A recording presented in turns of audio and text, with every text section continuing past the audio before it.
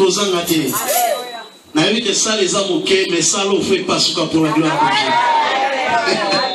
Amen. Hein? Donc samedi, koya yo mokote yaka yo, na libota na yo, na ba camarades na yo, venez en famille, venez avec les amis. Je sais que nous passons des bons moments de rafraîchissement avec le Seigneur. Que Dieu nous bénisse. Je vais essayer de continuer. Je serai un peu bref. Nous voulons comprendre. Tous les jours, nous avons les combats. Et tous les jours aussi, nous avons la victoire. Pourquoi nous avons la victoire? Parce que Jésus-Christ a déjà vaincu le diable à Golgotha. Pourquoi nous sommes déjà victorieux. Mais le diable ne nous laisse pas. Et là, toujours pour essayer de nous combattre. Mais dans ce combat, nous sommes toujours victorieux. Et j'avais défini le combat, c'était le mardi. Et le combat, c'est une lutte engagée pour attaquer, pour se défendre par les armes dans des exercices. Et une autre définition, c'est lutter de force contraire. Amen. Donc nous voyons qu'il y a la défense et il y a l'attaque. Et le dimanche passé, on a essayé de parler de Moïse avec Josué. La Bible dit que Josué était sur le terrain, mais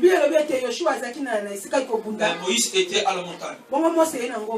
Et quand on a parlé ça le dimanche passé, on a essayé de dire que dans les combats spirituels, on ne combat pas avec la chair, mais c'est un combat spirituel. Alléluia. Amen. Et j'avais dit que dans les combats spirituels, pour avoir la victoire, il faut être dans la présence de Dieu. Parce qu'on avait dit que c'est le spirituel qui influence le physique. Si tu as la victoire dans le spirituel, ta victoire va se matérialiser. Amen.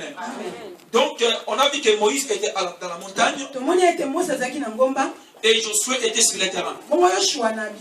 Et la Bible dit que quand les mains de Moïse étaient levées, Josué et Israël avaient la victoire. Et quand les mains de Moïse se fatiguaient, Josué avait la défaite. Et deuxième chose, on avait dit que non, dans ce combat spirituel, Moïse avait besoin d'Aaron et Hur. Donc la première chose, on avait dit, c'est être dans la présence de Dieu pour avoir la victoire. Et deuxièmement, il faut avoir des partenaires dans les combats. Si Aaron et Hur n'étaient pas là, Israël ne pouvait pas avoir la victoire. Donc Aaron et Hur étaient là pour soutenir Moïse. C'est pourquoi j'avais dit à l'église, il y a des combats où tu ne peux pas combattre seul. Il y a besoin de partenaires. Mais tu ne peux pas aller prendre des partenaires n'importe comment. Mais il faut avoir des gens de confiance. Des gens à qui tu peux livrer ton secret. Pour te soutenir dans ces combats. Alléluia. Et la troisième chose, j'avais dit que non. Il faut être sur le terrain. Oui, le combat est spirituel. Mais on le fait avec le corps. Amen. Je ne vais pas dire que non, le combat est spirituel. Donc je ne vais pas prier. Le combat spirituel, c'est fort aussi dans notre corps. Mais on ne le fait pas pour essayer un peu de faire ça avec la chair, comme ça non. Avec le corps, mais spirituellement. Amen. Donc c'est ça. Si nous appliquons de telles choses, on aura la victoire dans les combats. Amen. Alors, aujourd'hui, je vais essayer de parler d'une autre chose, mais toujours par rapport au combat. Alléluia. Voilà. J'avais dit que quand nous combattons, il ne faut pas que nous puissions combattre de la haine. Et j'avais dit que dans le combat, notre ennemi, ce n'est pas l'homme. Notre adversaire, c'est le diable. Mais le diable peut utiliser aussi les hommes. Peut utiliser aussi les circonstances pour que nous soyons combattus. Mais quand nous nous combattons, ne combattons pas les hommes, mais combattons l'esprit qui anime ces hommes à nous combattre. Alléluia. C'est pourquoi quand on aura cette attitude, quand nous allons commencer à combattre, on ne va pas viser l'homme, on va viser le diable. Alléluia. Parce que j'avais dit le dimanche passé, il y a des églises bien bon. Ils disent que non, quand vous combattez, quand vous faites les combats spirituels, il faut haïr ta maman, il faut haïr ton père, il faut haïr tes enfants, il faut haïr la servitude. Non, ça c'est pas ça, c'est un faux combat. Parce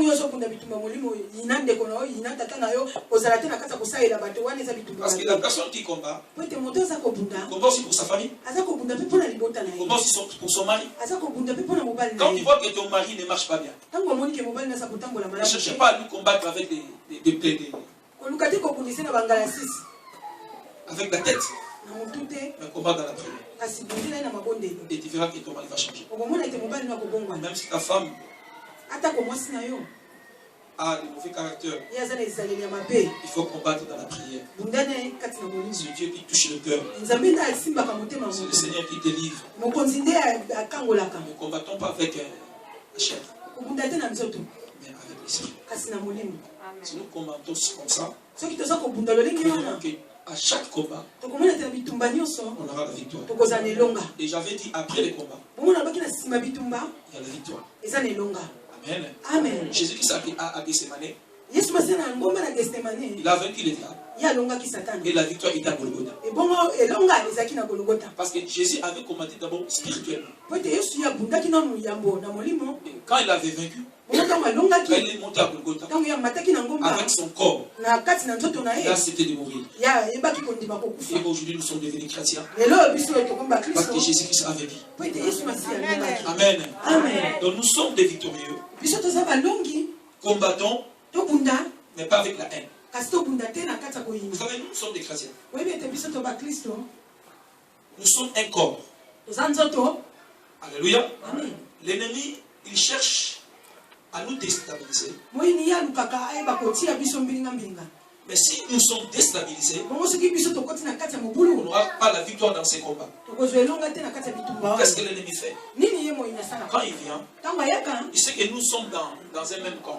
Il sait que si nous sommes divisés, il n'y aura pas la victoire. Amen. J'avais dit qu'il faut avoir des partenaires dans les combats. Vous savez, s'il y a un match de football, même les réserves, les gens qui ne jouent pas, si l'équipe marque un but, c'est juste parce qu'ils savent que c'est un combat. Même si je ne joue pas, mais la personne qui joue, il est dans mon équipe. Donc si nous gagnons, c'est ma victoire aussi. C'est pourquoi je dis à l'église, notre problème, notre souci, ce n'est pas de nous combattre les uns les autres. Mais notre vrai ennemi, c'est le diable. Si on comprend cela, il verra que cette église sera comme un paradis. Quand nous entrons ici, nous trouvons la joie. Il n'y aura pas de groupuscules. La paix va régner. Parce que nous ne combattons pas les uns les autres. Si aujourd'hui mon frère est Samson, devient millionnaire, moi je deviens ami du millionnaire. Parce qu'il a eu la victoire. Quand je suis avec lui, je serai respecté. Parce que je suis l'ami du millionnaire. Alléluia. Donc ne combattons pas avec les hommes, mais combattons avec l'ennemi. Notre adversaire est le diable. Alléluia. Et quand nous voyons les Philistins qui combattaient Israël, c'est l'image de l'ennemi qui est le diable.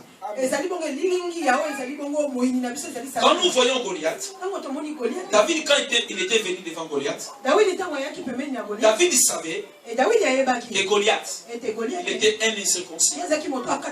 Et dans ces combats-là, la victoire est dans son camp. David avait la confiance de son Dieu. Et quand Goliath a vu David, Goliath a vu que David était un petit garçon. Il n'était pas même un guerrier. Mais Goliath était habitué au combat. Dans le combat spirituel, on n'a pas besoin des paquets. On n'a pas besoin des géants. On a besoin des gens qui sont géants spirituellement. Alléluia. On n'a pas besoin des géants. Ou bien des Mark Tyson. Mais on a besoin des Mark Tyson spirituels. Si on aura des Mark Tyson spirituels ici à l'église, le diable ne peut pas jouer de cette église. Amen. Donc quand David voyait Goliath, il ne voyait pas sa taille. Mais David il voyait la taille de Dieu. Dieu est plus géant que le diable. Dieu est plus géant que ton combat. Dieu est plus géant que ta maladie. Dieu est plus géant que ta stérilité. Dieu est plus géant que ton chômage. Dieu est plus géant, frère et soeur. Et il y a un combat devant toi. Il faut voir que j'ai un Dieu qui est plus grand. Et que personne ne peut donner la défaite à notre Dieu. David a compris. Il n'avait pas peur. Mais les frères de David, qui étaient des soldats, ils n'avaient pas cette révélation. Et ils ont vu qu'il y avait un géant. Mais David avait vu que c'était un incirconcis. Quand il y a un problème devant toi, quand il y a un combat devant toi, tu regardes ce combat, il dit que c'est une petite chose. J'aurai la victoire dans ce combat.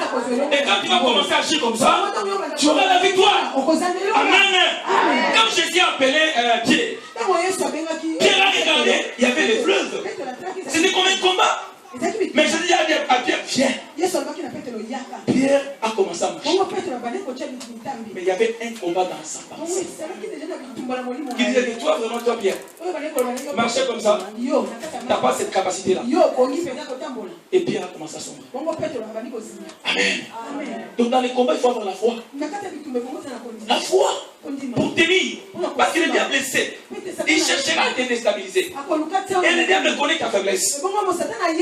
Il viendra seulement par là. Alléluia. Pour te déstabiliser.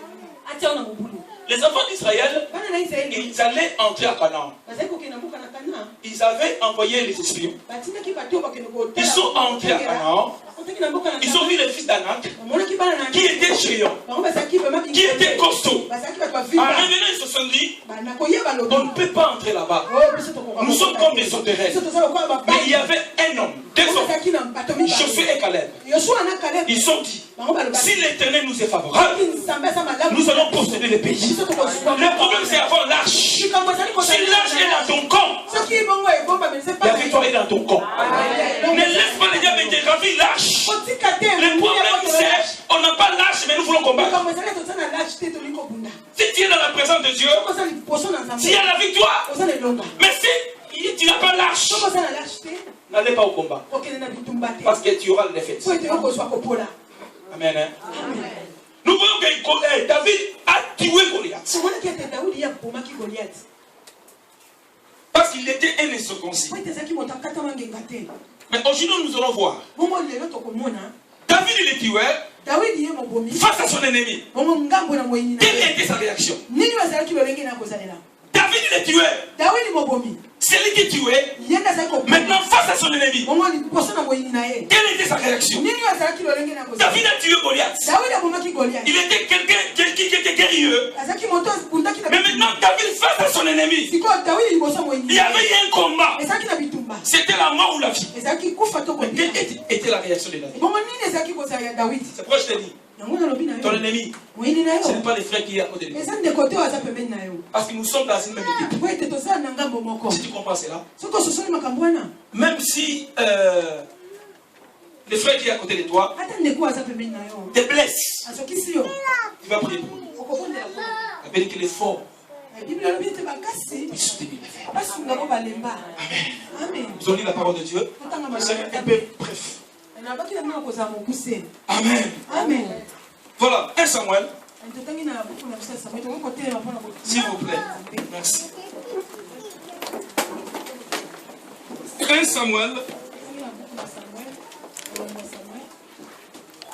Samuel verset 23, on commence par à partir du 15 jusqu'à 18.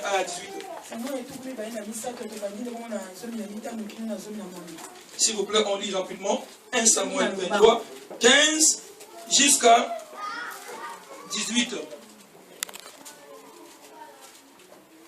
Je lis au nom de Jésus. Amen.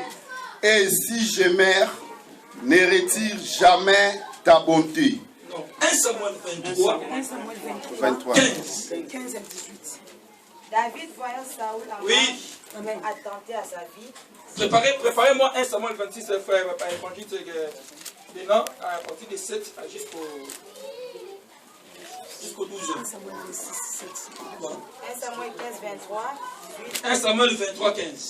David voyant Saoul en marche pour attenter à sa vie, s'étint au désert des Ziph, dans la forêt. Ce fut alors que Jonathan, fils de Saoul, s'éleva et alla vers Dieu dans la forêt. Il fortifia sa confiance en Dieu et lui dit, ne crains rien, car la main de Saoul, mon père, ne t'atteindra pas. Descends. Tu régneras sur Israël et moi je serai au second rang près de toi. Saoul, mon père, le sait bien aussi. Ils furent tous des alliances devant l'Éternel et David restant dans la forêt et Jonathan s'en alla chez lui. Amen. Et donc nous allons lire 1 Samuel 26. On commence à 7 rapidement. David et Abishai allèrent de nuit vers le peuple et voici. Saoul était couché et dormait au milieu du camp. Et sa lance était fixée en terre à son chevet. Abner et le peuple étaient couchés autour de lui. Abishai dit à David, Dieu livre aujourd'hui ton ennemi entre tes mains. Laisse-moi, je te prie, le frapper de ma lance et le clouer à terre d'un seul coup, pour que je n'aille pas à y revenir. Mais David dit à Abishai, ne les détruis pas, car qui pourrait impunément porter la main sur loin de l'Éternel? Et David dit, l'Éternel est vivant, c'est à l'Éternel seul à les frapper. Soit que son jour vienne et qu'il meure, soit qu'il descende sur un champ de bataille et qu'il y périsse. Loin de moi par l'Éternel, de porter la main sur loin de l'Éternel. Prends seulement la lance qui est à son chevet avec la couche d'eau et allons-nous-en. David prit donc lance et la cruche d'eau qui était au chevet de Saoul et ils s'en allèrent. Personne ne les vit ni les aperçut de rien et personne ne se révéla car ils dormaient tout d'un profond sommeil dans lequel l'Éternel les avait plongés. Amen. Amen. Acclamons la parole de Dieu. Amen. Et quand nous allons lire dans le livre de 1 Samuel 16, la Bible dit que l'Éternel dit à Samuel, qui était le prophète, quand ce sera-t-il de pleurer sur Saoul? Je l'ai rejeté, afin qu'il ne règne plus sur Israël. Remplis ta corne, et va, je t'enverrai chez Isaïe, Béthélamite, car j'ai vu parmi ce fils que je désire pour roi. Amen. Donc Saoul était déjà rejeté par Dieu. Alléluia. Et David était loué par Dieu. Alors Saoul, lui, il croyait qu'en tuant David, il aura la victoire. Il croyait qu'en tuant David, donc sa royauté va demeurer éternellement. Et Saoul cherchait à tuer David. David, il le savait bien que cet homme cherche à me tuer. Donc, en bref, on peut dire que non, Saoul était l'ennemi de David. Amen. Mais Saoul avait un enfant. Son fils s'appelait Jonathan. Vous savez, si ton père est roi, après la mort de ton père, c'est le fils qui va hériter. Donc Jonathan était un héritier. Jonathan pouvait aussi combattre David. Parce qu'il savait que si David devient roi, lui ne sera plus roi. Amen. Il était un héritier. Mais Jonathan connaissait ce que David avait. Frères et sœurs, si tu veux avoir la victoire, il faut reconnaître ce que l'autre a. Si tu reconnais que le frère Pitché, il a la grâce de chanter, il ne va pas lui combattre. Parce que même si tu le combats, Dieu va l'élever parce qu'il a la chose de Dieu. On ne combat pas celui qui a la chose de Dieu. Jonathan a compris. Ce n'est pas la peine de combattre David. Il a dit que mon père sait que c'est toi qui régneras Israël. Moi aussi je le sais. Donc je n'ai pas besoin de te combattre. Parce que ce que Dieu a établi, ce que Dieu a choisi, si Dieu choisit quelqu'un, même s'il est fou, même s'il est une femme, même s'il est illettré, même s'il ne parle pas bien français, même s'il est noir, même s'il est court, si Dieu choisit, il choisit. Amen. Si Dieu choisit, il choisit. Et quand toi tu combats celui que Dieu a choisi, il fait un faux combat. Parce qu'il n'aura pas la victoire. Amen. Quand Samuel est venu pour choisir les rois, il y avait les enfants d'Isaïe, les frères de David. Ils étaient des géants, ils étaient des costauds. Quand Samuel a vu, Samuel a cru que c'était Eliab qui pouvait être roi. Mais Dieu a dit à Samuel, ne te fie pas de l'apparence. Dieu ne regarde pas tes paquets. Dieu ne regarde pas ta beauté. Dieu ne regarde pas ton argent. Dieu ne regarde pas tes chaussures. Mais Dieu regarde le cœur. Dieu regarde le cœur. Dieu voit le cœur. Quand tu viens à l'église, quel est la clé de ton cœur? Tu viens pour que les choses puissent avancer, ou bien tu viens pour combattre les choses de Dieu. Mais je te dis aujourd'hui, on ne combat pas. On ne combat pas ce que l'Éternel a élevé. Amen. Je vous dis la vérité. Il y a beaucoup de gens qui m'ont combattu. Aujourd'hui, maintenant, ils sont maintenant, qu'est-ce que je dis? Polygames. C'était les pasteurs. Aujourd'hui, ils sont des polygames. Ils m'ont combattu. Aujourd'hui, ils sont des polygames. 3 femmes, 4 femmes. Mais quand on était ensemble, ils se disaient qu'ils sont pasteurs. C'était pas eux qui me combattaient, mais c'était l'esprit de la polygamie. Dieu regarde le cœur. Quand nous venons là, Dieu sait ton cœur. Il connaît mon cœur. On ne peut pas se cacher devant Dieu.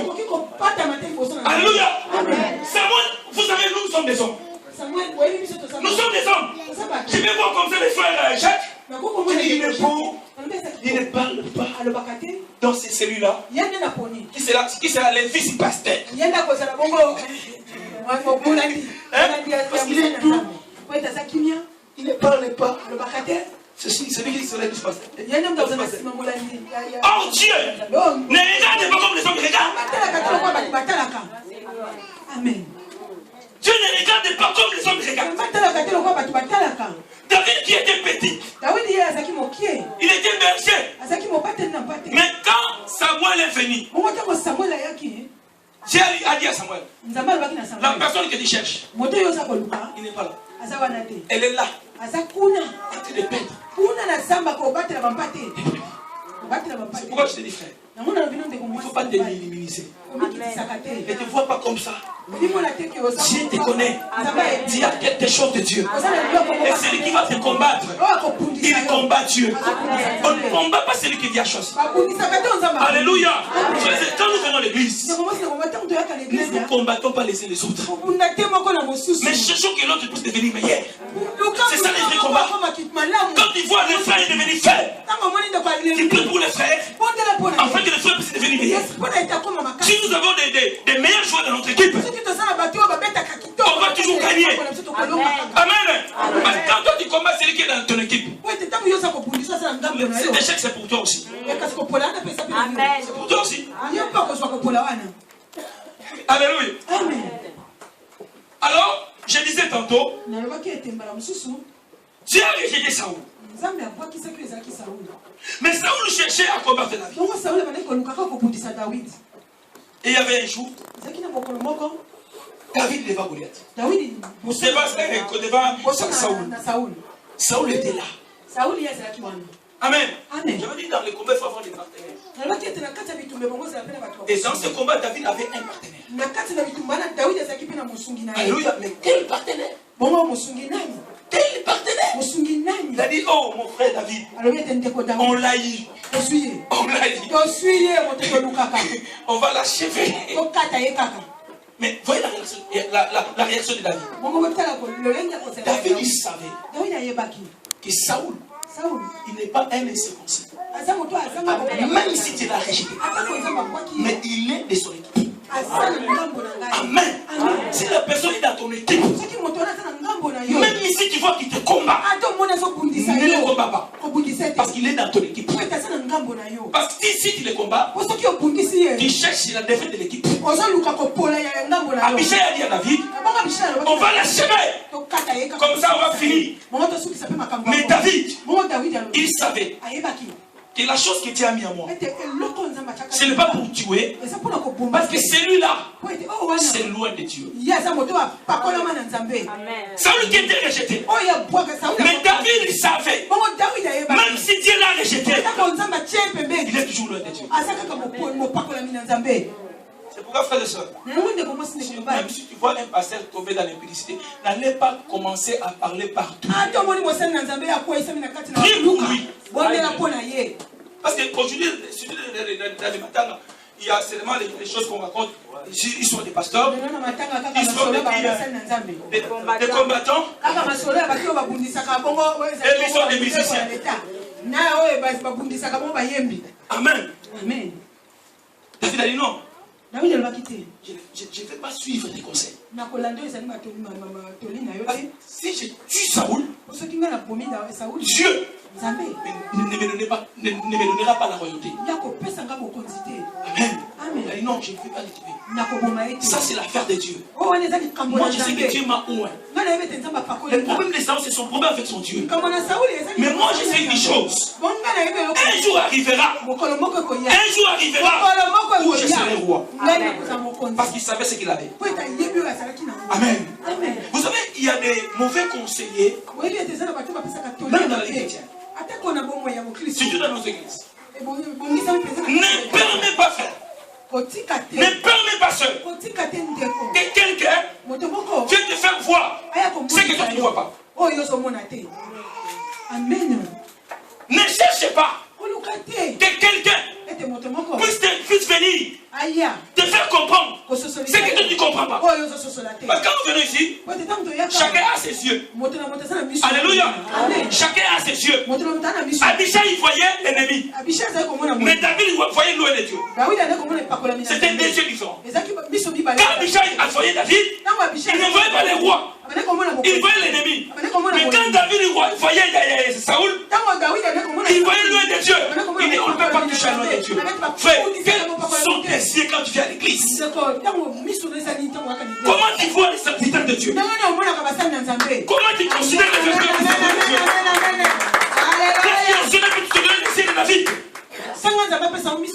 Si Dieu te donne les yeux de David, tu vas tuer Goliath. Mais tu vas épargner Saoul.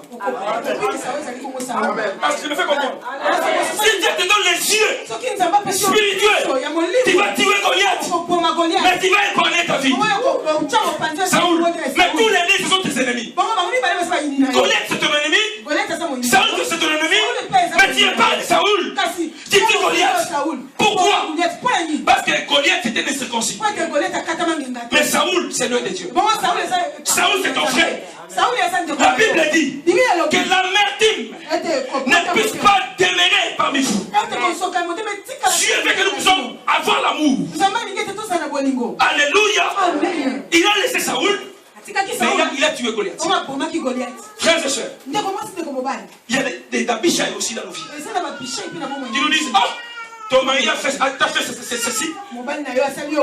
Ah, tu vas divorcer. Tu vas divorcer. Voyez-moi. Je suis calme. Quand j'étais avec ce mari-là, j'étais malheureuse. Maintenant, je suis devenue seule. Toi aussi, tu peux te divorcer. Tu vas t'en sortir. C'est un faux combat. Parce que le jour où tu vas divorcer, tu auras besoin d'un homme. Le jour où tu vas divorcer là, tu t'es déjà habitué à dormir avec l'homme. Tu auras besoin d'un homme. Mais cet homme, ce ne sera pas un homme vraiment bien établi. Il ne sera pas un homme que Dieu reconnaît. Donc s'il y a un problème dans le foyer, entre dans la prière. Amen. Tu dis qu'on a un Goliath et tu épargnes Saoul. Saoul peut être ta femme. Ça peut être ton frère. Alléluia. Tu veux Goliath, mais épargnez ça. Mais qu'est-ce que les païens ont dit? Tu es Jésus, mais épargnez Barnabas. C'est le contraire. C'est ça que nous faisons. Tu veux le roi de l'Éternel, mais épargnons les païens. Alléluia. C'est ce qui s'est fait. Il veut un chrétien qui est en train de calomnier un chrétien avec un païen. Il est en train de tuer Jésus et épargner Barnabas. Alléluia. Mais moi je vous dis aujourd'hui, épargne Saoul, mais tue Goliath. Goliath peut être l'impudicité. Tue Goliath. Alléluia. Goliath peut être la cupidité. Tue Goliath. Goliath peut être l'ivronerie. Tue Goliath. Mais épargne la bonté. Amen. Alléluia. Vous savez, quand il y a la division, dans le combat, il n'y aura pas la force. Aujourd'hui, nous avons nos frères combattants, les combattants du Congo. Et quand je voyais Tunisie, ils se battaient comme un seul homme. Ils étaient unis. Mais nous, les Africains, on a commencé le combat. Combat. Il y a des règles, il y a des systèmes. Combat. Mais il est toujours là. Il est toujours là. C'est un faux combat. Il faut entrer dans la prière. Dans la prière. Si Dieu veut déplacer Kabila, il va le déplacer. J'avais dit dans le combat, il y a d'abord être dans la présence de Dieu et être sur le terrain. Les manifestations, ce n'est pas mauvais. C'est pas mauvais aussi. Mais faisons-les avec la présence de Dieu. Amen. Et dans ce combat de Congolais là, il y a division. C'est le même combattant. Si on envoie seulement 30 000 euros, il change. Il devient mouchard. Le même combattant, celui qui est le combattant, il devient maintenant celui qui est là. Amen. C'est pour ça l'église. On ne combat pas Jésus. On ne combat pas notre frère. Parce que le diable est de donner l'argent pour changer les camps. Amen. Les combats. Amen. Est-ce qu'il y a des combattants ici? Ce n'est pas mauvais. C'est pas mauvais. Si tu es combattant, tu combats pour ton pays. Ce n'est pas mauvais. Mais le vrai combat, toi en tant que chrétien, ce n'est pas combattre comme tu combats là. J'ai vu même dans le Facebook là, les chrétiens qui incitent le président. Vous croyez que si tu incites le président, il va se dégager? C'est pas ça le combat. Aime le président. Aime le président Kabila. Même si on dit qu'il est rwandais, aime le président. Après, pour le mettre nous disons que le combat, ce n'est pas avec la haine. Aime le président. Même si tu as la haine envers lui, il sera toujours président. Amen. Je ne suis pas des PPRD.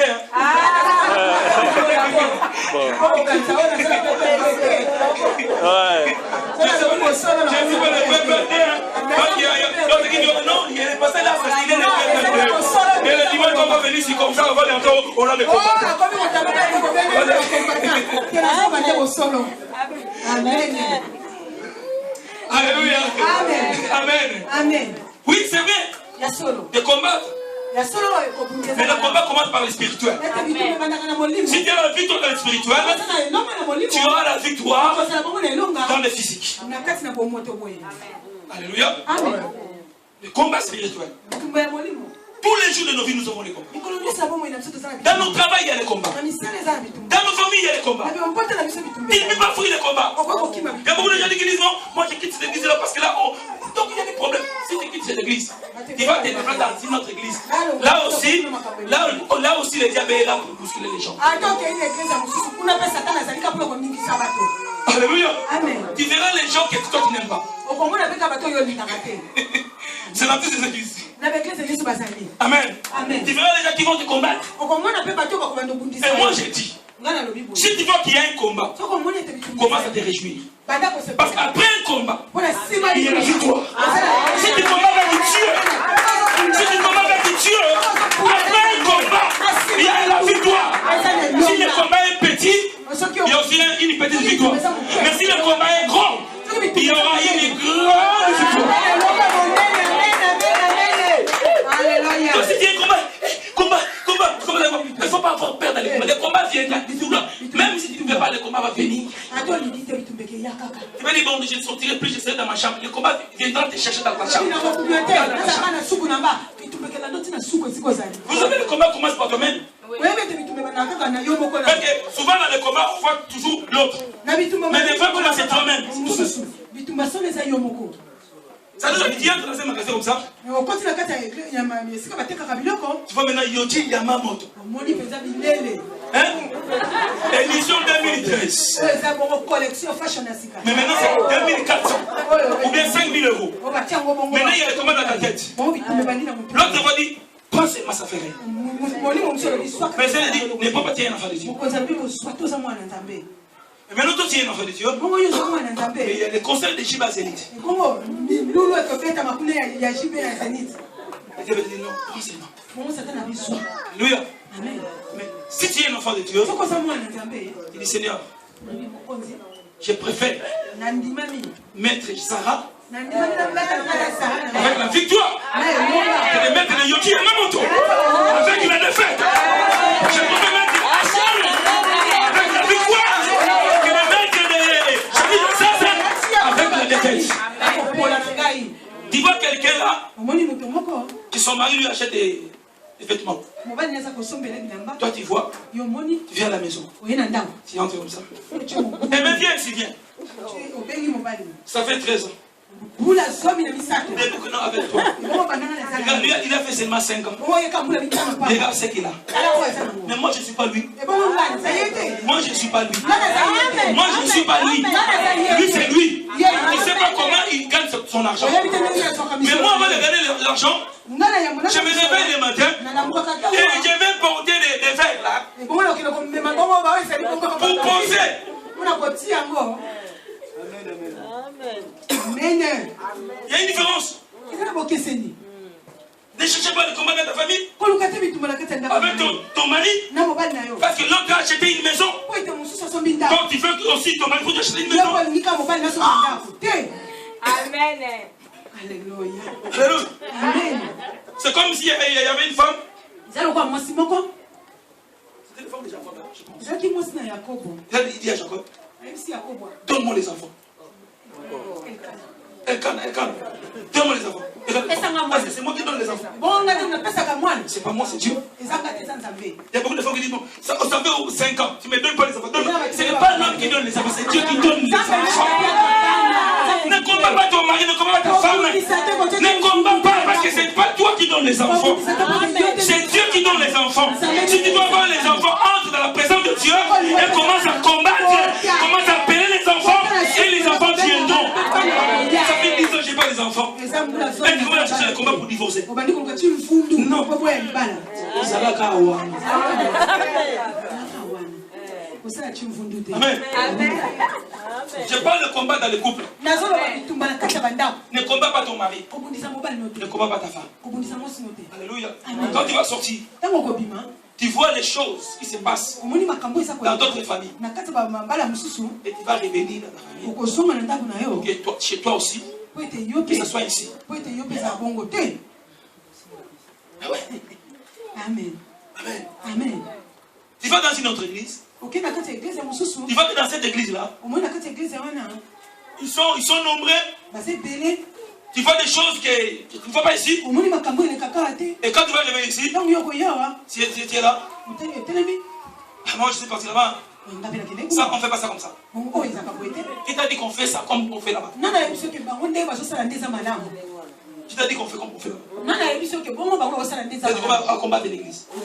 Qui t'a dit que ce qu'ils font c'est bien? Il y avait des gens qui nous combattaient ici. Ils disaient que non, ça ne marche pas bien. Ils sont partis. Et non. On ne combat pas celui qui a la chose de Dieu. On ne combat pas celui qui a la chose de Dieu. Amen. Si on fait comme ça, non, c'est pas comme ça. On est fait comme ça. Si on est comme ça, on est comme ça. Il y a des fois, j'avais mal au cœur. Moi, mon combat, j'ai venu ici la nuit prier. J'ai dit Seigneur, aide-moi. J'ai venu ici toute la nuit. Mais ils ont commencé les églises. Mais une année, parce qu'une année déjà, c'est déjà beaucoup. Ils commencent maintenant à appeler les gens de notre église. Ils peuvent aller là-bas. Mais si tu fais un séminaire, cherche les caméramans là-bas. Tu vas appeler les caméras, les voix de racheter. Et les caméras, et la personne va me dire, oh pasteur, on m'a appelé là-bas. Moi je dis, ne va pas là-bas. Oui, je dis, ne va pas là-bas. Parce que c'est un rebelle. Si tu veux sortir de l'église, viens, tu passes ici, on prie pour toi, tu vas. Ne sortez pas de l'église pour dire que non, là-bas c'est comme ça, là-bas tu ne vas pas avoir la victoire. Tu as un zambe bichou. Tu es improvisateur. Alléluia. Donc ne combat pas celui qui est la chose de Dieu. Tu vas passer ton temps en vain. Au lieu de lui combattre, prie pour lui. Si tu vois que ton frère a une erreur, prie pour lui. Prie pour lui. Amen. Saoul, David a dit, je ne peux pas tuer loin de l'Éternel. Pourquoi on s'entretue? Pourquoi?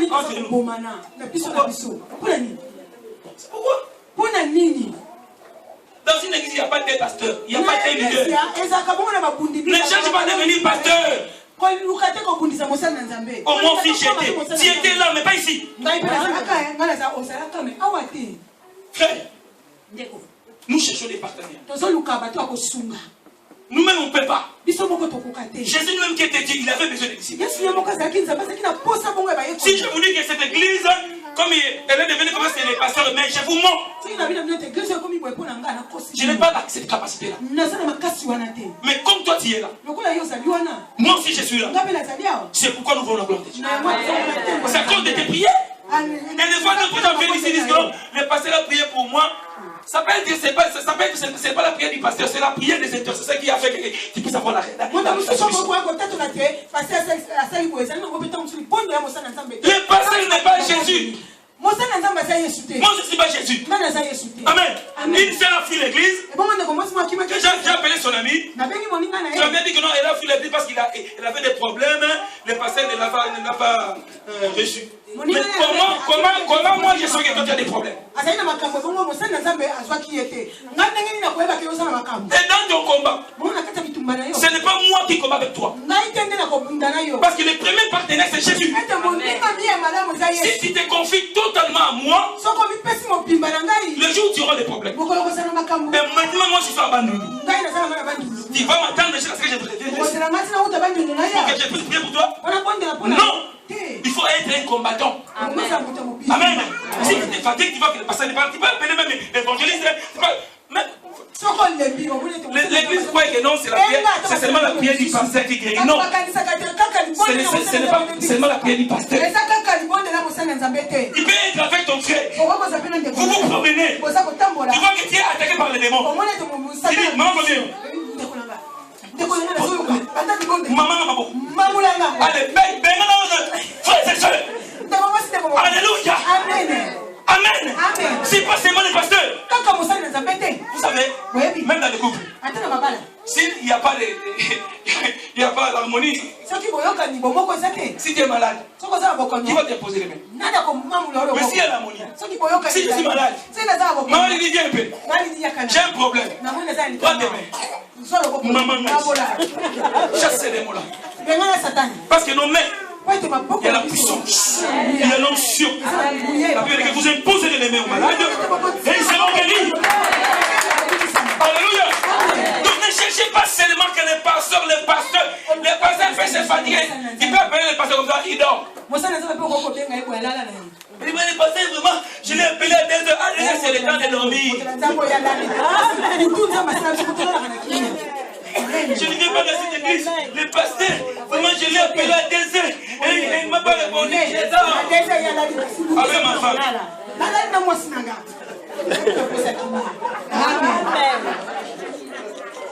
Ne me comprends pas parce que je n'ai pas répondu. Parce qu'il y a un temps pour tout. Il y a un temps pour dormir. Il y a un temps pour se réveiller. Le frère m'a appelé, c'était assis à appeler. J'ai même oublié mon portable, j'étais chez le frère Junior. Quand on a réuni sa fille, j'étais pas là. Mais quand je suis venu, j'ai regardé qu'il y avait le téléphone, je l'ai appelé. Ce n'est pas moi qui ai libéré sa fille. Parce que moi, je ne peux pas libérer sa fille. Vous savez pourquoi les chrétiens sont devenus fainéants? Parce que les pasteurs veulent que vous puissiez vous fixer vos yeux vers nous. Frère, si tu fixes tes yeux vers moi, tu vas échouer. Tu vas échouer, frère. Fixe tes yeux vers Jésus. Pas vers moi. Moi, je suis un simple homme. Je suis comme un partenaire dans le combat.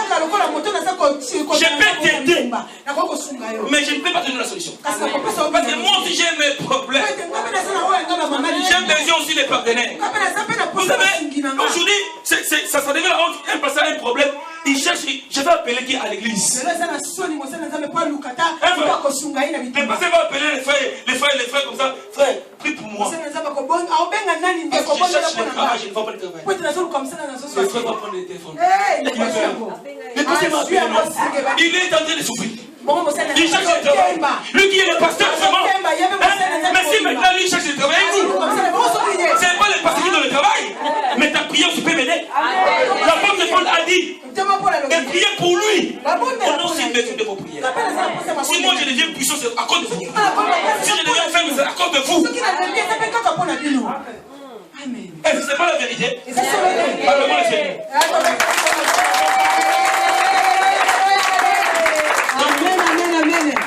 Amen. Elle a ce qui s'y wana. Nzambe apambola. Amen.